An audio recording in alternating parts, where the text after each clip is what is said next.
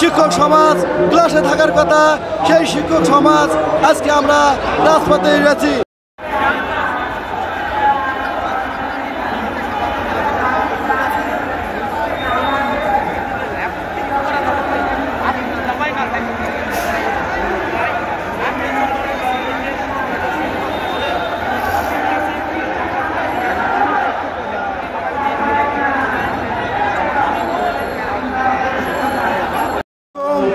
রহমতুল্লাহ, সম্মানিত দেশবাসী, আজকে বাংলাদেশ প্রেস ক্লাবের সামনে থেকে যে কথাটি আমি জানান দিতে চাচ্ছি, একটি কথা দুঃখজনক হলেও সত্য।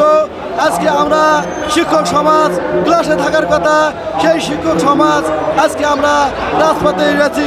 সম্মানিত উপস্থিতি, আপনারা লক্ষ্য করবেন প্রাইমারি প্রাথমিক শিক্ষার যে উন্নতি, সে তুলনায় বাংলাদেশ মাদ্রাসা ইবতেদায়ী শাখা অনেক বৈষম্যের শিকার। প্রাইমারির শিক্ষার্থীরা উপবৃত্তি পায়, ইবতেদায়ী শিক্ষার্থীরা কোনো উপবৃত্তি পায় না।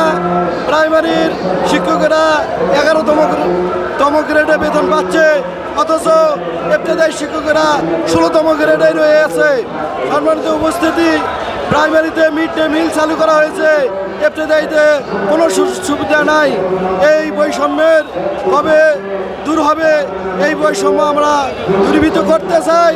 আমরা প্রয়োজনে জীবন দিব, তবুও রাজপথ ছাড়ব না। আমাদের দাবি দেওয়া যতক্ষণ পর্যন্ত পূরণ না হবে।